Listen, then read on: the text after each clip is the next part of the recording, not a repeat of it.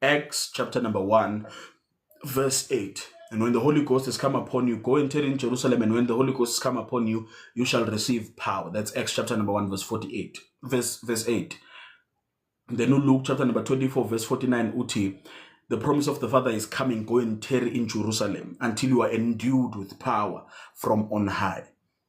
And then verse little Isaiah chapter number 40, verse 31. They that wait upon the Lord shall renew their strength. They shall mount upon wings with wings as eagles. They shall run and not faint. They shall walk and not be weary. Isaiah chapter number 40, verse 31. Luke chapter number 24, verse 49. Acts chapter number 1 and verse 8. Hopefully sonke clear lapho ngoba ngiyaunderstanda kunabanye abantu abangezwa ukuthi sesiqalile ukufundisa until siwafunda amavesi. So these are the scriptures that we are basing our teaching upon. We're trying to exegete those scriptures and we're trying to draw principles from there and revelation from there as led by the Lord. I want us to continue on the subject of waiting on God. The second point I want to make namhlanje ngize ngilandise backstory eningi. Waiting on God is not inactivity. Waiting on God is not doing nothing. Because abantu abaningi bane mentality ethi ukulinda uNkulunkulu kuhlala ungenzi lutho. And I touched on this yesterday kancane, but I want us to go deeper into it. Ukulinda uNkulunkulu akusikho ukuhlala ungenzi lutho, because there are so many people esikholwa nabo esikhonza nabo abezwe isithembiso kuNkulunkulu bese behlale bengenzi lutho, and then they say they are waiting on uNkulunkulu. Waiting on God is not inactivity. Yes. Kunabantu Jesus ngezwe ngizokudla nani. Kunabantu in relationships abathi they are waiting on uNkulunkulu and they are doing nothing to work on izinto ezibroken in them. Ngikhuluma nawe uyazazi ukuthi une trauma, uyazazi ukuthi une brokenness that you have not dealt with, that manifests in anger, that manifests in crazy episodes that you have, and then you say you are waiting on uNkulunkulu for me, and waiting on uNkulunkulu is not doing anything while you wait. I think that's the emphasis for namhlanje. The emphasis for today is, what do you do while you wait? Because many people are missing the heart of God for the season of waiting. While you wait, you don't sit on your hands. While you wait, you don't sit idly by. Awuvela uhlala ungenzi lutho while you are waiting on uNkulunkulu to bring the promise to pass. IBhayibheli lithi uma ngabe belinda isithembiso sikaMoya eNgcwele eJerusalem njengoba bebatsheliwe ukuthi abahambe beyolinda, while they were waiting, IBhayibheli lithi babethandaza. Yes. So number one, waiting has ngezwe siyakhonza ke manje. Waiting has a posture. Waiting has a posture. There's a posture that you must sustain, and that posture is prayerful expectation. There is a posture that you must sustain while you are waiting on uNkulunkulu, so that you are not frustrated, so that you are not bored and go back. Ngoba when you are waiting idly ungenzi lutho, you will be bored, because inactivity yenza ukuthi ingqondo lokhu iwandarisha icabanga uzugcina ubuyele bazalwane bami, uzugcina ubuyele into engafanelanga ubuyela kuzo ngoba you were waiting idly by. Ngizweni, we see this in the scripture. Ukuthi uJesu uyafa, and because they were not doing anything, they went back to the way they lived before uJesu. Uma ngabe uzohamba noNkulunkulu uthi ulinde uNkulunkulu, but there's nothing actively that you are committed to or participating in. You are not praying, you are not studying, you are not in fellowship, you are not working on yourself, you are not building, you are not learning. If uhleli idly by, you are more likely to go back to izinto owawukuzo before uJesu efika nesithembiso. Babuyela kwifishing. Yes, Peter, babuyela kwi-fishing ngoba bebangayiboni into abayihlalele, because they were idly sitting by. When we wait on God, we don't idly sit and not do anything. kukhona izinto ekufanele siziqaphele while we are waiting on God. And one of those postures that we need to sustain as we wait on God is the posture of prayerful expectation. Yes, prayerful expectation. While they were waiting on God, they prayed. They prayed so that they could stay in consciousness of the promise. They prayed so that they could be edified. They prayed so that they can be built up until the promise comes, so that they can be sustained. Ngoba ide umthandazo unamandla okugcina umuntu even in the season of waiting until the promise manifests. Hambani nam. John chapter number 17 is proof of the sustaining power of prayer. The reason why amakholwa amile is because of the priestly prayer that Jesus made on behalf of amakholwa. Uthi Baba, ngiyazi ukuthi basezweni ungabakhiphi kodwa bagcine komubi. The reason why sigcinekile simile is because uJesu made intercession on our behalf. So while you are waiting on God, it ezokwenza ukuthi uhlale kuNkulunkulu is that in every season during that period of waiting, you are found in prayer. Be found emthandazweni while you are waiting for uNkulunkulu to show up. Ngiyazi, some days are discouraging. Some days you don't feel like praying. Some days amagama omthandazo awekho, but nginitshelile izolo ngathi mina lo mama shows us, lo mama kuLuke chapter number 18 verse 1 going down, uyasikhombisa ukuthi emthandazweni asina ama different prayer point every time. Kodwa siyafika sithi Nkosi ngalo liyadaba besize ngalizo sesiphinde sabuya. You must be found in prayerful expectation. You pray because you expect. You pray because you are waiting. You pray because you are anticipating ukuthi uNkulunkulu uyoze yenze lento. One of the things you must not allow yourself to lose is your faith in God while you are waiting. Yes. So, Acts chapter number 1, uyasitshela ukuthi while they were waiting, batholakala besemthandazweni bezila ukudla. They were found in prayer and fasting as they were waiting for God. So while you wait on the promise of God, while you wait for the prophetic word to manifest, while you wait for the thing that you are hoping happens, make sure that you are always found in prayerful expectation. Yes. Kunzima ukulinda uNkulunkulu with an unsubmitted soul. Let me press on that. Yes. Prayer is where submitted men and women are developed. Prayer is the tool of God to create submission in human beings. Mhlambe sizoyifundisa lento le in detail. IBhayibheli lithi men ought always to pray. Lo always uti in all things and at all times. That's what always means. In all things at all times. So mangabe iBhayibheli lithi men ought always to pray. Iti every little thing that transpires around impilo yakho, you must pray about it. Every time ungafiki kwisikhathi la usumjwayela uNkulunkulu ngalendlela ukuthi you do things without praying, you do things without consulting uNkulunkulu. So that practice of always presenting your ways to the Lord, the practice of always presenting your plans to the Lord emthandazweni, builds internally submission to uNkulunkulu. So prayer is the place where submitted men are created. Kodwa kunzima ukulinda uNkulunkulu with an unsubmitted soul. Ngoba uma ngabe uye emthandazweni, what you bring to God is your heart.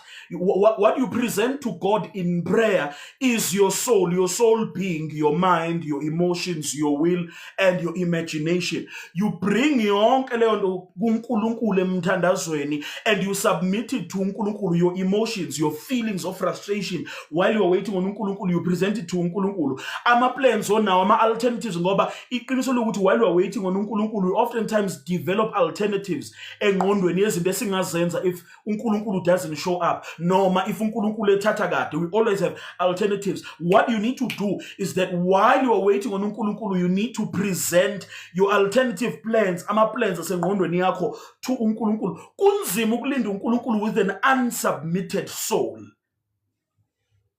Because intando kaNkulunkulu will always be in conflict with the things that are happening in your soul. So you must be found in the posture of prayer while ulinde uNkulunkulu, so that it's not as frustrating as it would be if you were unsubmitted. Ngizweni bazalwane bami, we need to learn to live a life of prayerful expectation where we submit izinto that are going on. Nkosi, I've been waiting and I'm beginning to get frustrated. uNkulunkulu is not intimidated by you accurately describing how you are feeling. Yes, you must maintain reverence to uNkulunkulu ngoba uNkulunkulu akusiyo umngane wakho vele ekugcineni. Kodwa you need to be found honest. Webazane bam, one thing that the Lord requires is truth in our innermost parts. IBhayibheli in the book of Psalms lithi, you, O God, require truth in my innermost parts. One of the things that the Lord requires of you is ulinde uNkulunkulu is having truth uma ngabe ufika phambi kwaNkulunkulu. Nina nijwayela uku-acta, inkinga yenu ukuthi nijwayela uku-acta enkonzweni, nithandaza ngazi nitshela ukuthi nithandaza kubani longanizwa, ni-acte nenza le drama nesikeshe nisenzayo, nijwayela uku-acta, ni-acta noma seninodwa noNkulunkulu egumbini. And because you are not real with God, you are not honest with God, then uNkulunkulu doesn't know how to help you, because uma ngabe ningekho real noNkulunkulu nizoba real nobani? Performance and perform phambi kwaNkulunkulu. He desires truth in your innermost parts. That is what the Lord desires from you. Truth in your inner. Oh, see, I'm frustrated. I'm angry. I feel like I'm being delayed. Oh, see, I'm impatient. I'm irritated. Yes. Nkosi, I'm being seduced, I'm tempted. Ngiyabona ukuthi njoba wena uthatha kade ukuvela nesithembiso, the enemy is uNkulunkulu uselethe nangumuntu, nomsathana uselethe nangumuntu, and I'm feeling tempted. Help me. Because iyona into ezosenza ukuthi isimo kuba neqiniso ngala sikhona nalezi zinto ezenzekayo at the moment, inside of us and outside of us. Iqiniso that the Lord requires from us. Angeke akusize ungenalo iqiniso ngala ukhona. Yes. Yimi inkosi nginje, yimi inkosi ngiyabheda, yimi inkosi ngiyalingeka, yimi inkosi ngibuthaka, because you refuse to be truthful, because you refuse to submit those parts of your area and your story and your journey, uNkulunkulu akakwazi ukulekelela, uNkulunkulu akakwazi futhi ukuqinisa as you wait on him. The reason why people fall into the temptation of going other routes and alternative and trying alternative options kunokulinda uNkulunkulu is because they were not truthful. Balokhu bethe nje sizokulinda Nkosi, simi ngawe Nkosi, sikulindile Nkosi, siyazi ukuthi uzokwenza Nkosi, kodwa internally inhliziyo yabo ithi Nkosi angisaboni ukuthi uzoyenza lento. Nkosi angisathembi nokuthi you will come through. Yes. Because you're one thing on the outside and another thing ngaphakathi. Uma ngabe kuvele i-option that was more appealing to you, waya wasebenzisa yona le option, waya wakholwa ileyo nto, waya wahamba uyothenga amanzi, waya wahamba uyofuna amafutha neyiwasho nemithi, ngisho wena waya wahamba uyothandana nale ndoda engakholwa yakumithisa. Angithi wena ububuka i-biological clock, ngikhuluma nawe, angithi wena ubuthi i-biological clock is ticking, it's ticking, uNkulunkulu is not coming through, because you did not submit that reality and the truth of what was happening in your soul. Wagcine uthe wena uyakholwa kubazalwane, mususuka lapho wayosuhamba uyothandana nale ndoda ngobusuku yakumithisa ukuze ube nalomntwana omfuna, ngoba wena kade ufuna umndeni, ufuna umntwana. And so what you did is you maintained one confession ngapha kubazalwane, because you are pretender ngithi wena when we act, wena fanele ngabe use Hollywood, wena fanele ngabe use Hollywood, futhi wena ungcono, wena fanele ngabe use Nollywood, abekho abantu aba-act njengama Nigeria, fanele ngabe uyo-act eNollywood wena indlela o-acta ngayo. You were maintaining one confession ngapha kubazalwane, but iqiniso lokuthi your heart was somewhere else, the reality of your heart was somewhere else. And so wahamba uyokwenza izinto, wanyonyoba ngobusuku, wayokwenza amanyala ngoba ujaha ukuthi lento oyizwa enhlizweni ibe resolved, because you did not present it to uNkulunkulu. Waiting on God is not inactivity. Ukuthi uzohlala nje ulokhu usitshela ukuthi ngilinde uNkulunkulu. No. It's not inactivity. Waiting on uNkulunkulu is not you sitting, not doing anything, idly by. Kodwa kunzima ukulinda uNkulunkulu with an unsubmitted soul, ngoba when you have an unsubmitted soul in your mind, in your emotions, you create timelines on when the promise of God must manifest. Yes. Nkosi ngisizwile isiprophetho, it must happen kulo nyaka ka-2026. What if uNkulunkulu akakubekelanga umshado until the year 2032? I'm making an example. What if uNkulunkulu usakunikeza omunye nje u-10 years omuhle ukuthi uhlale ungashadile, but because you have an unsubmitted soul, you are more submitted to the timelines in your heart and in your mind than you are the will of God. And what you are submitted to either will give you peace or will frustrate you. When you are submitted to uNkulunkulu, he will give you peace. When you are submitted to the timelines that you developed on your own, you will be frustrated when uNkulunkulu engayingeni to fulfill the promise on that timeline. Yes. Many of us are frustrated because we are submitted to the timeline. We are submitted to our life plan.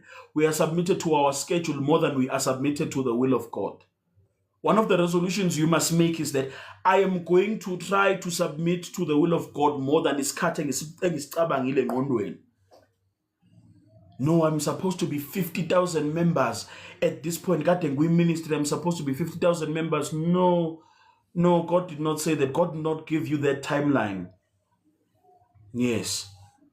So because you are submitted to a timeline, you are submitted to ukungxama nokuba impatient kwakho more than you are to uNkulunkulu, you will find yourself oftentimes frustrated nokulinda uNkulunkulu. Your soul is unsubmitted. Yes. So don't predetermine when it must happen and how it must happen, because enye into futhi esilwa nayo when we are submitting our souls to the Lord emthandazweni, ngisakhuluma ngeprayerful expectation, enye into ekufanele siyisubmit kuNkulunkulu is not only the timelines that we have, it's not only the plans that we have, but it's the way we think it's going to manifest. One of the things that we must submit to uNkulunkulu so that we are not frustrated, one of the things that we must bring to uNkulunkulu emthandazweni while we are waiting on him to bring the promise to pass, is how we think it's going to happen. Yes, kunomuntu lapha, you are called into ministry and you think ukuthi ministry yakhe izofana nekamfundisi uMartin Mgiba, ukuthi uzoba nama-services awu-4 anabantu awu-500 per service, ubona ukuthi ngizoba nama-member awu-2,000, ngizogcwalisa ama-auditorium nama-ballroom, ngizofakelwa imali, ngizoba ney'moto because you have an idea of how the promise must manifest, you'll be frustrated because uNkulunkulu can be in the season of manifesting what he promised you, but I'm manifesting ngale ndlela obucabanga ukuthi izomanifesta ngayo. Yes. Kukhona umuntu lana owazi ukuthi uNkulunkulu has called them to make content, mhlambe godly content that trains abantu and disciples abantu. Uyitshela ukuthi content yakho izotrenda njengayabanye, kanti uNkulunkulu usemsebenzini, even though i-content yakho is getting 100 views, 20 likes, uNkulunkulu usasemsebenzini ngisho nalapho. But because you have formulated a way in which uNkulunkulu must manifest, you are always frustrated when uNkulunkulu is not manifesting that way. Your soul is unsubmitted. And so even in the season when the Lord is manifesting the promise, because ayenze ngale ndlela obucabanga ukuthi izokwenzeka ngakhona, ngale ndlela obuplane ukuthi izokwenzeka ngakhona, ngale ndlela obuthanda ukuthi yenze ngakhona, you're still frustrated noNkulunkulu. Yes. It's not going to happen njengakomunye. It's not going to happen njengomzala wakho, njengosisi wakho, njengobhuti wakho, njengomfundisi wakho. uNkulunkulu usebenza differently from person to person. This is why you must be submitted, and this is why the Bible warns against the sin of covetousness. Ukulangazelela okukamakhelwane noma ukubheka okungasikho kwakho. Israel had the same problem. The reason why Israel was constantly frustrated noNkulunkulu is because Israel, even in the book of Isaiah chapter number 49, if I'm not mistaken, bakhala kuNkulunkulu ukuthi inkosi buka ezinye izizwe zenze what is happening to ezinye izizwe, buka what is happening, how they are prospering, how things are coming together for them. But inkosi bheka kwenzakalani. uNkulunkulu had to rebuke them. And I'm paraphrasing ukuthi I did not promise you ukuthi kuzokwenzeka the same way kwenzeka ngakhona kulaba abalapha kwezinye izizwe. Yes, comparison, covetousness is why we are frustrated while we are waiting on uNkulunkulu. Ngoba sithi inkosi, why does it have to take so long? Ngoba komunye kwenzeke in 20 days. Why kimi kufanele kwenzeke in 20 months? You make it seem as if uNkulunkulu wanithembisa ukuthi uzokwenza kini the same way yenze kumngani wakho. ukwatela uNkulunkulu, ukwatela umngani wakho, uthi uNkulunkulu akanama favorite uNkulunkulu. Inkinga wena you're trying to claim into angakuthembisanga yona, trying to claim a timeline, trying to claim a speed and a pace of manifestation that he did not promise you. You are comparing yourself because you have an unsubmitted soul. Your soul is more submitted. Ukwenze wesithembiso, you have idolized this thembiso. Ukhonza lento uNkulunkulu akuthembise yona, lento uNkulunkulu athe zokwenzeka more than uNkulunkulu lokuthembisile. Yes. And so ufuna yenzeke njengoba yenzeke kumngani wakho. It won't. Ufuna yenzeke njengoba yenzeke kwabanye abantu because we have unsubmitted souls, because we are not found in the prayerful posture. What happens oftentimes is that we are frustrated noNkulunkulu kwangathi usithembisa izinto angasithembisanga zona. That's what the Old Testament Israel did. They were comparing themselves with other nations. And this is why they were frustrated noNkulunkulu. Into ezokwenza ukuthi uhlale devoted to uNkulunkulu is that you are more submitted to him and what he says more than any timeline and anything oyibone yenzekela ngaphandle. I think the danger with social media kubantu abakholwayo abafuna ukuhamba noNkulunkulu, abafuna futhi ukuhlala on fire for uNkulunkulu, abafuna ukuhlala futhi be committed to uNkulunkulu, is that social media shows you yonke lento eyenzekayo kubo bonke laba bantu abakhona, and you'll oftentimes feel pressure. And you oftentimes feel the need to pressure uNkulunkulu into doing certain things for you. Kanti uNkulunkulu uyinkosi ekugcineni. He is Lord, and he will not be moved by you being pressured. He will not be moved by you being in a hurry. He will not be moved by you being wanting izinto to be expected. uNkulunkulu, he is Lord, and him being Lord means that he rules you. You don't rule it. Akusiyi democracy. I think one of the things that we need to come back to is the understanding of lordship. uNkulunkulu uyinkosi. He is Lord. He is the one that governs us, that rules us, that controls us, that tells us what to do and when to do it. Akusiyi democracy where kusebenza intando yethu and we dictate it to the ones that are leading us ukuthi kufanele besiphathe kanjani. No, akusiyi democracy le. uNkulunkulu uyinkosi. And because we don't have the understanding of ukuthi uNkulunkulu uyinkosi, we can't posture ourselves right to submit to ubukhosi bakhe. So we're constantly frustrated. Uma ngabe ngasizwa sibe simtshela ukuthi inkosi sifuna kwenzeke kanje, and it seems like akasilalelanga. Hayi ngoba engasilalelanga, it's because uyinkosi. Yabona leli verse lithi uNkulunkulu wethu usezulwini wenza konke akuthandayo. It doesn't only mean ukuthi uNkulunkulu will do izinto for us, will do izinto esingayicabanganga, will do great things. Yes, that's true. But it means ukuthi uNkulunkulu does afuna ukukwenza when he wants to do it, to whom he wants to do it without consulting anyone. He is sovereign. One of the concepts that we need to start teaching is the lordship of God and the sovereignty of God. He is sovereign. Wenza nanoma ikuphi afuna ukukwenza nganoma isiphi isikhathi afuna ukwenza ngaso. You get? And so waiting on uNkulunkulu requires that you submit yourself to him. Batholakala besemthandazweni labazalwane in the book of Acts while they were waiting for the promise. Yes. The promise had no time frame attached. The promise had no description of manifestation. Utenje, when the time is right, the Lord will make it happen. Without any description and without any timeline, when the time is right, the Lord will make it happen. Yes. So uNkulunkulu does izinto the way he chooses, not how we think. So one of the things you must fight for while you wait is to divorce any timeline. I'm reading my notes. Divorce any timeline and any description and submit your soul to him. Ngifuna mhlambe sibheke izinto ezimbalwa. Amen. Ezenzekile while they were waiting on uNkulunkulu. They were found praying, yes.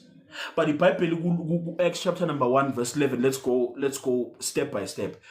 Acts chapter number 1 verse 11, the Bible lithi kwavela ama-angels awu-2, kwavela iy'ngelosi eziwu-2 zathi, madoda seGalile, why do you stand here looking up at the sky? Lo Jesu enimbone ekhuphuka ngandlela uzobuya ngendlela efanayo. Yabona? What essentially that tells us or teaches us ukuthi abazalwane laba babona uJesu ekhuphuka. They were fixated with past. uJesu at this point was past yabo. I present ne future yabo was them fulfilling the Great Commission. They had a mandate, they had a mission. But they couldn't focus on what they were sent to. They couldn't focus on the present. They couldn't focus on their future. They were fixated, they were focused on their past. One of the things uNkulunkulu wants to deal with while you wait for the promise is susa amehlo kulezinto ezidlulile. uJesu hambile akasekho la. Into esele manje lo msebenzi enobizele, into that is in your present and in your future, ilento uNkulunkulu afuna ukuyenza. Yekani uJesu sehambile. Many of you are bound nibanjwe izinto eseyidlulile. Nisabheke la lezinto zanyamalela khona, la lezinto zaphelela khona, la lezinto zahamba khona. Yes, amehlo enu asabheke emafini kanti nithunyela ukuthi niyobheke ezizweni. Your assignment is to go to the nations, but you can't go to the nations ngoba nibambekile looking at the sky.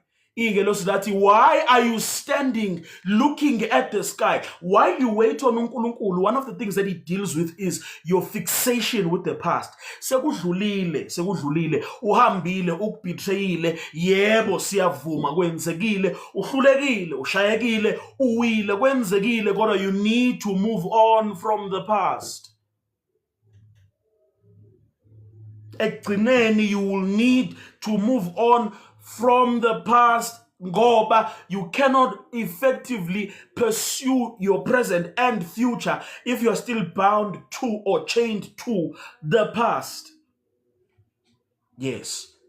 And so he tells them, madoda seGalile, yekani uqolozela phezulu. Ngoba lo Jesu enambona ekhuphuka ngalendlela uzobuya ngalendlela. Go and prosecute the will of God in the earth at this present moment. You can't even see what uNkulunkulu is trying to do empilweni yakho manje, and that is delaying the manifestation of the promise. That is delaying the manifestation of what uNkulunkulu wants to do with you. Ngoba ubambeke kulokhu uNkulunkulu ayekade kwenza. You can't even discern that uNkulunkulu afuna ukuyenza manje. Ubambezela uNkulunkulu. Wena Jesus ngizogudla nani. Lento yakho ukuthi usanama number wama ex lokhu ubambelele kuma ex lokhu ngikhuluma nawe. Lento ukuthi usala kubambelele kuma ex lokhu khuluma nama ex lokhu entertain ama ex is the reason why lo muntu omlindile kuNkulunkulu angeke afike. You are fixated on the past. Noma uNkulunkulu esemlethile umuntu awukwazi ukumbona ngoba you are busy comparing lo muntu ofikayo manje to what was. Yazi ukuthi uBobby wayekade ngiphatha kanje, usacabanga indlela uBobby wayeyinja, usalokhu ucabanga ukuthi uBobby wayekuphatha kanje, ulokhu compare lo muntu okhona nalo muntu odlulile. And then you wonder why ungeke uzufike esithembisweni sikaNkulunkulu for a healthy relationship. Hayi nje uBobby wayengiphatha kanje, yazi lo mfazi wayengiphatha kanje, uyazi kusakhona lo yasisi. You are busy comparing lo muntu okhona manje nalo muntu odlule. Usebandleni elisha manje, hayi yazi ebandleni la ngisuka khona bebenza kanje, wayengahlalanga khona ke. If le bandla obukulo beli right, wayengahlalanga khona uzoloku usitshela ukuthi la le bandla osuka kulo kade lenza kanje, la kade lisebenza kanje. Buyela khona phela. uNkulunkulu wants to work on you here. He wants to develop you here. He wants to teach you new things here. He can't even accomplish lento because you are busy holding on to indlela izinto zazenze. Ha buyela khona. Angithi wena ubona ukuthi wenhlaniphile and you are delaying what uNkulunkulu wants to accomplish njobe sekubekela. Buyela khona ke. Uhlaniphile angithi wena buyela khona. Yes. Mina nje kule company engakade ngisebenza buyela khona. Buyela kule company wakade usebenza kuyo. Usichazela lapha. Many of us cannot progress into what the Lord wants us to do and where the Lord wants us to grow us up to, or what the Lord wants to give to us. We cannot grow to leyo ngenxa ukuthi we are still holding on to the past. We're still holding on to izinto ezidlulile.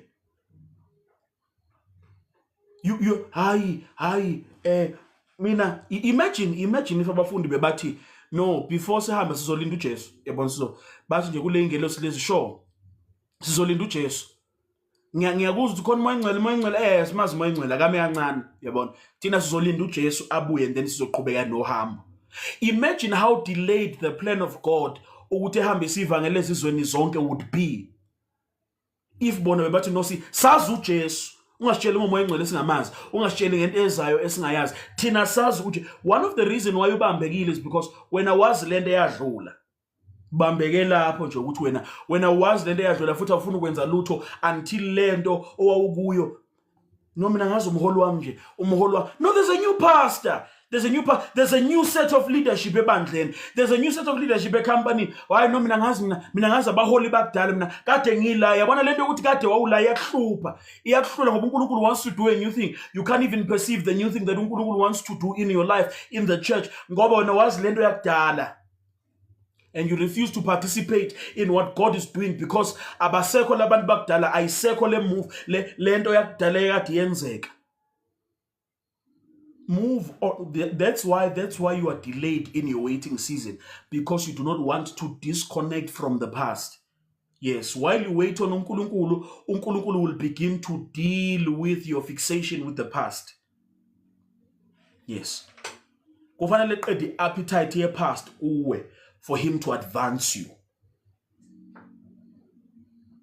Akusizi ukuthi usebenze nabantu ababambeke ezintweni zayizolo, because bazolo nalento entsha eyenziwayo manje, because basakholela ukuthi lento ekade yenziwe izolo is the best thing. Lo muntu akade bebe nayo izolo is the best one. Angeke basaphinde bemthola omunye onje.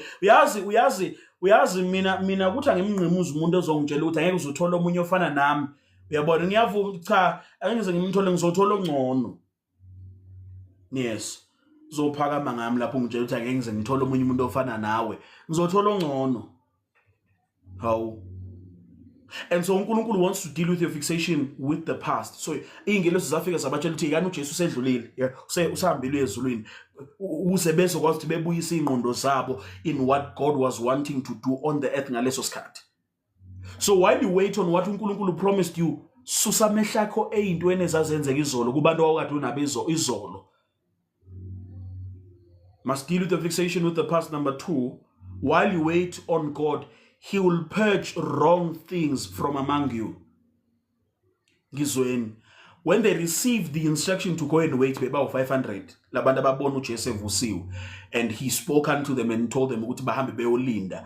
But mangabe sesifika in the book of Acts chapter number 2, we find ukuthi seba 120 in the upper room. Okusho ukuthi abantu who had no desire and no commitment to uJesu past his miracles, abantu who were not willing to wait on uJesu while he was not doing imangaliso, were filtered out of the group. Kwasala abantu who were actually committed to uNkulunkulu.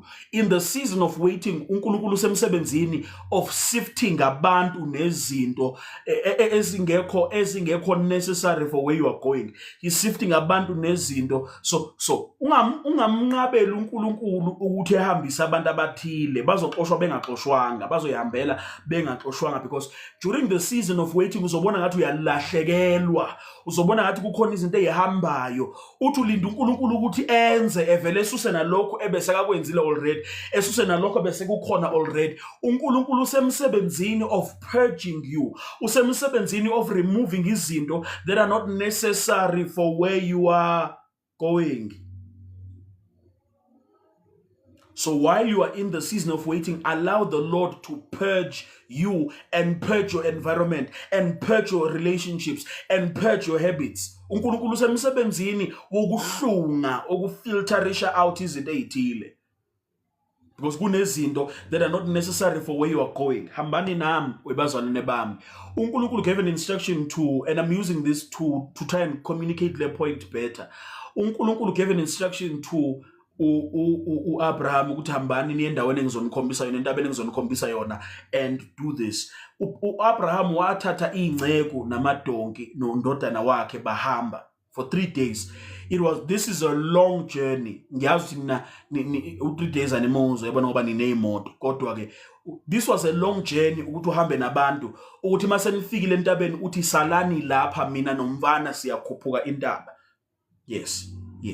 Salani lapha mina nomfana siyakhuphuka intaba. Abantu osuke kude nabo, sometimes uzofika kwi-point lapho khona ongeke usaqhubeka nabo uhambo going up the mountain. There's a level in which you are going to ascend to that requires for you to filter out or ukuthi kusala abanye abantu, because oxygen is limited the more ukhuphuka. So kuba nzima ukuphefumula amasilokhu sibaningi velele phezulu.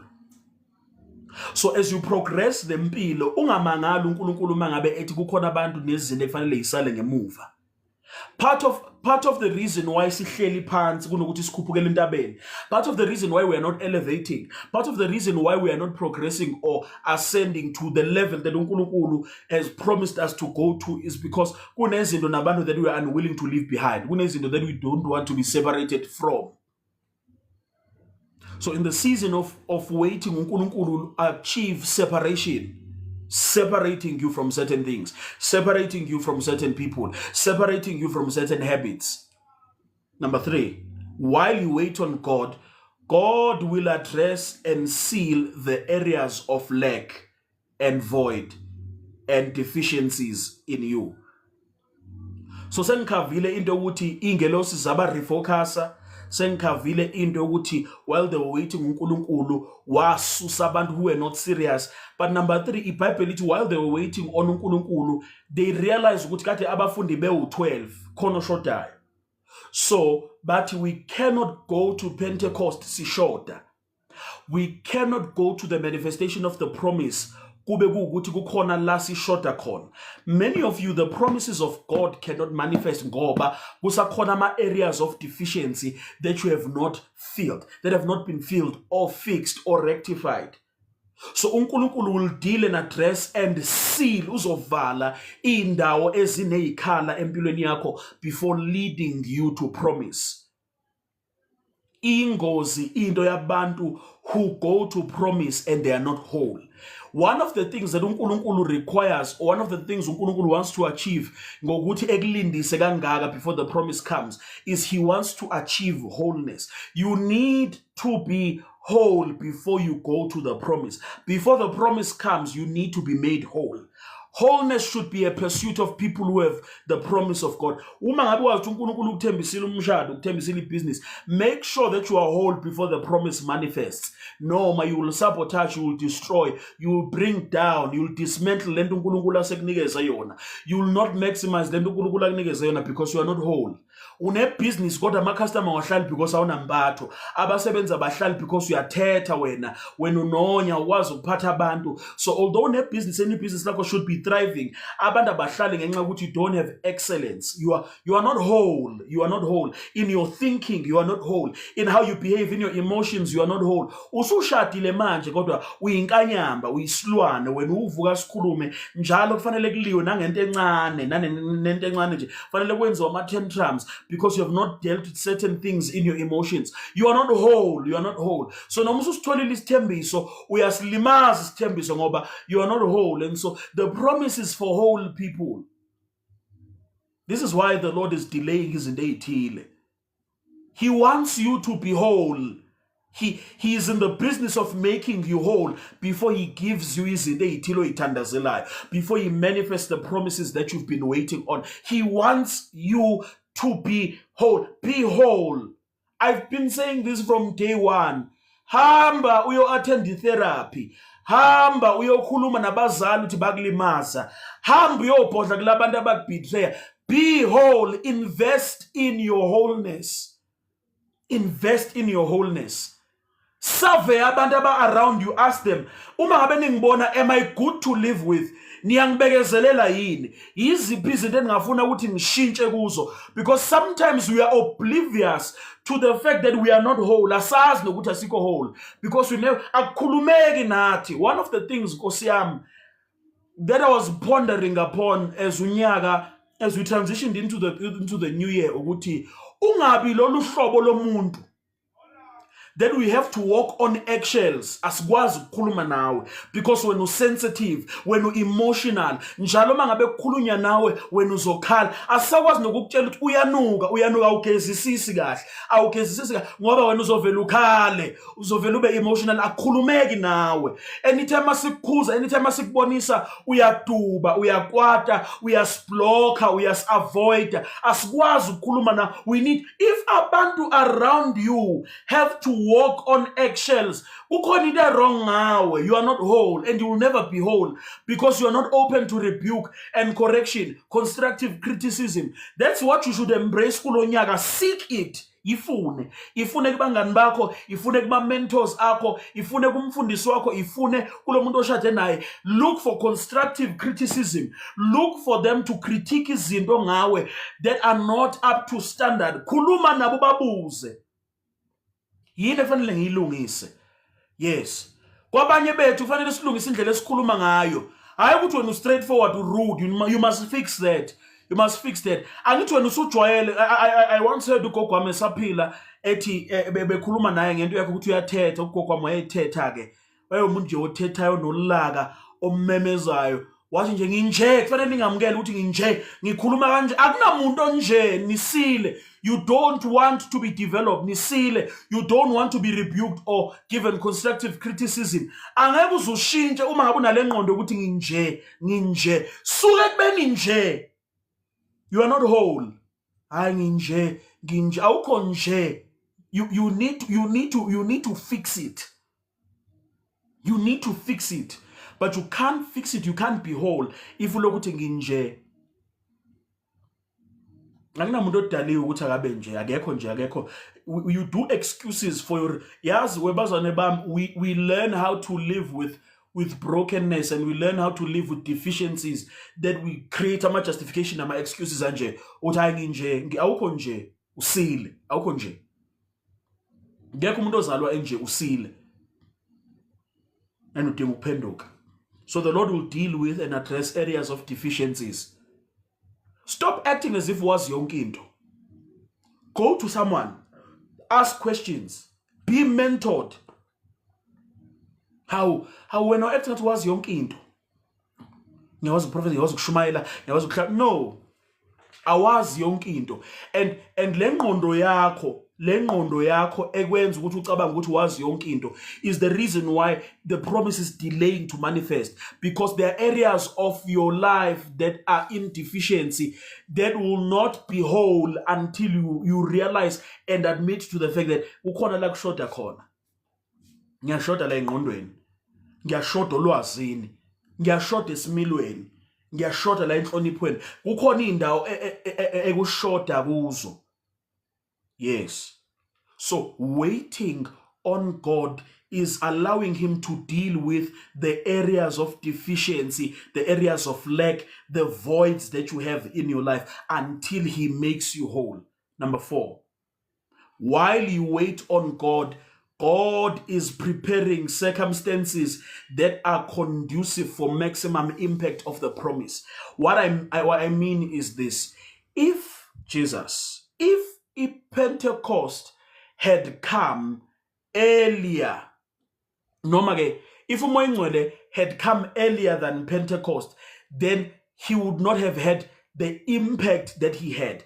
One of the reasons why uNkulunkulu is delaying and prolonging your season of waiting is he's setting the right stage and the right set of circumstances ukuthi mangabe simanifest ipromise yakho ibe the maximum impact.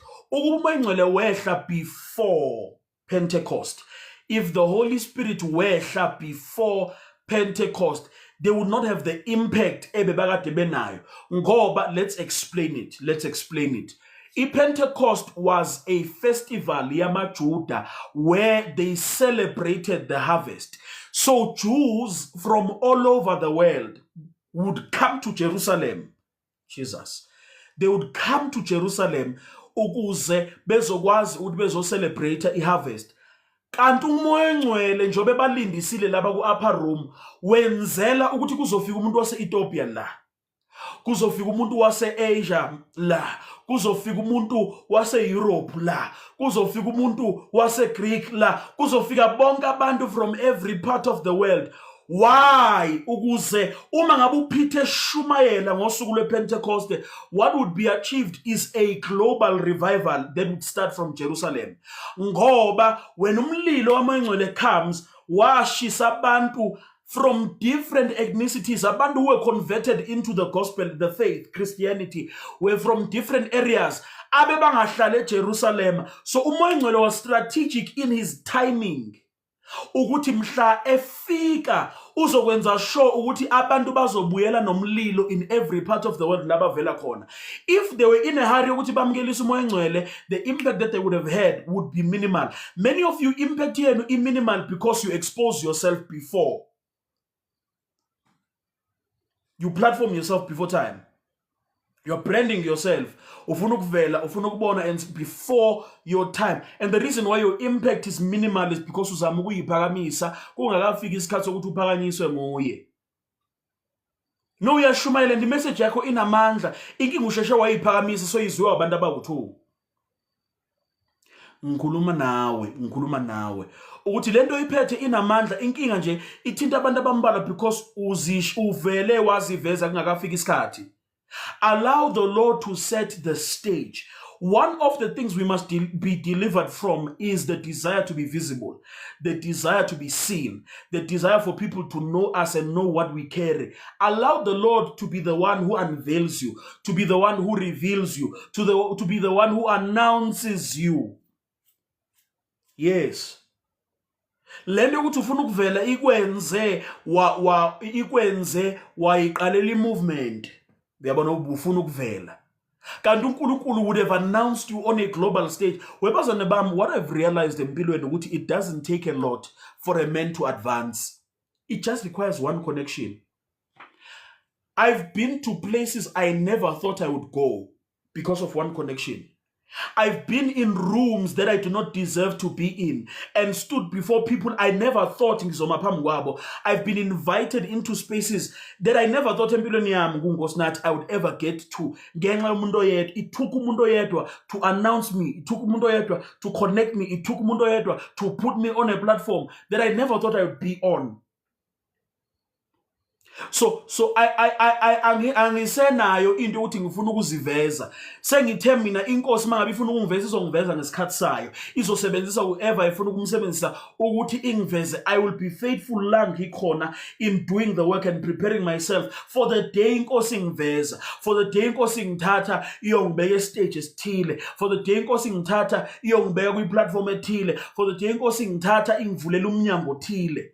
I will be faithful in waiting and preparing and sharpening myself for the day inkosi uvula umnyango. Many of us are so busy trying to open the door that we don't realize that we are not prepared for what is required after the door is open. Yes, singafoster ukuthi umnyango uvuleke and uvuleke ngempela. Kodwa mangabe usufikile lapho kukhona izinto that were required in you, kukhona izinto that were required of you. Uma ngabe usufike kuleyo platform ezingekho because ububhizi uzama ukuphusha umnyango ukuthi awuvuleke, that you did not see ukuthi awunazi izinto required kuleyo ndawo ofuna ukuyongena kuyo. Yes. Kuneyindawo that we tried to open the door and enter into that we did not have the required competence to survive or thrive or function in. Ubhizi uzama ukuvula umnyango and iqiniso lokuthi you can be successful uvula umnyango, ufike kwi platform, ufike kwi conference bekushumayelise bekuhlabelelise benze yonke lento le, ufike kwi table ethile yabashumayela ethile, but iqiniso lokuthi you will not have what it takes to stay there, you will not have what it takes to be impactful at that level ngenxa yokuthi you did not spend time preparing. No, ungalweli ukuthi umnyango uvuleke, ungazama ukuvula umnyango ngenkani. Make sure that you prepare yourself ukuthi mhla umnyango uvuleke ukuthole unayo yonke into oyidingayo to be successful on the other side of that door. We are not in a race to be announced. We are not in a race to be put on posters. Hey, kunendawo esashumayela kuzo singafakwanga kuma poster. And safike vele basithola ukuthi sivuthiwe si ready. We utilize to 10 minutes to 12 minutes. Wena mangabe unikeza ukuthi hamba uyonikelisa, yenza umnikelo. Stop trying to do a seminar, wehlisa ama realms uprophesy. Do what you were told to do. Iki uzama ukuvela and uzama ukuvela ngabathe hamba uthatha umnikelo. Wena usufuna ukwehlisa ama dimension, usufuna ukuprophet, awutshelwanga ukuthi wenze leyo nto leyo. Yazi kwamanye ama platforms, kwamanye ama level empilweni. Into that's required of you is obedience, doing what you're told to do. yona into ezokwenza ukuthi uvuleke umnyango. But simteste ngokuthi sithi akathatha umnikelo, wawuthatha umnikelo effectively ngalesikhathi ayekade nikezwe sona. Wena uyanikeza uthatha umnikelo uthi ngivumeleni ngiyacela nje just 2 more minutes bese bayabhala uthi njoba ecela 2 more minutes kusho ukuthi next time uzothatha 10 more minutes or 30 more minutes, and thina sisebenza ngesikhathi la, we are people of excellence. Ngeke azalunge lo la. Because while you were still in private awuyimasteranga into of time management. Uzothi uma usufika kulesa stage ungalasti ngoba labantu balapha basebenza nge-time management. Njoba ungafundanga to bridle your tongue, to pull your tongue under control, laba abantu balaphayana they want you to speak in a very diplomatic way. Noma ukhuluma iqiniso, abanankinga nokuthi ukhuluma iqiniso ngoba kunabanye benu who are trashing ama platforms athile. Hayi mina ngeke ngize ngiye entshukumeni, ngeke ngize ngiye entabeni, ngeke ngize ngiye kwi-press summit. I'm just making mention of ama platform nje amakhulu esiwaziyo in the country. Mighty men of God, mighty women of God that are hosts lapho, ayikho futhi inkinga lapho. I'm just making an example. Yabona, angeke ngize ngiye mina lapho ngoba abafuna ukuthi sishumele ivangeli kuyilona, abafuna ukuthi sikhulume iqiniso njoba linjalo.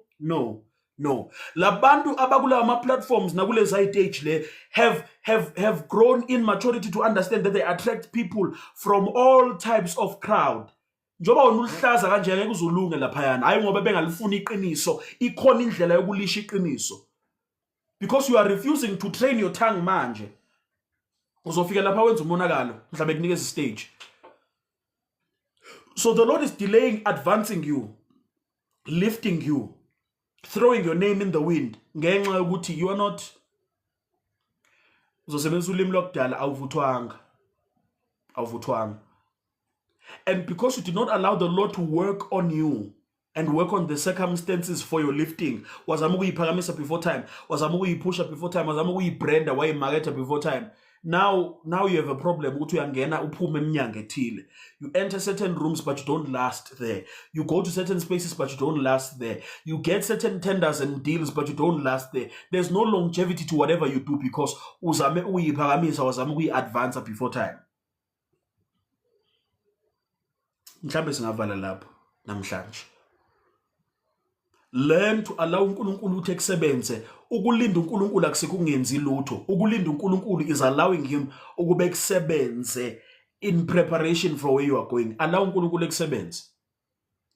Linda uNkulunkulu ekusebenza. Allow God to deal with you. Submit yourself to the dealings of God in the season of waiting. Yabona, if you are occupied with uNkulunkulu dealing with you while you are waiting, angeke uzuyizwe lento yokuthi umlindile vele. Uma ngabe ungamvumela ukuthi kusebenze. Inga yakho uyambaleka ufuna ukusebenza, ubalekele esithembisweni, ubaleka yena ngapha. Ubalekele esithembisweni, ubaleka uNkulunkulu ukuthi kusebenze, uzilule lapha. Hayi ngizilulela phambili. Kulokho uNkulunkulu angibambele khona, I'm pressing towards the mark and the prize of the high calling. Akuna prize of the high calling. Vumela uNkulunkulu kusebenze wena lapha endlela isimanga. Baba, thank you for izwi lakho. Thank you for ministering to us and speaking to us ngalo. Allow us to digest and to live by what you have spoken to us namhlanje. I pray that these principles and these keys and this teaching is effective in changing the lives of abantu bakho, or at least planting the seed towards transformation and change. uNkulunkulu wethu namandla onke in the coming days yenza umsebenzi enhlizweni zabo as they give you free reign and free rule to do what you want to do ngabo. It is in the name of Jesus that we've prayed. Amen.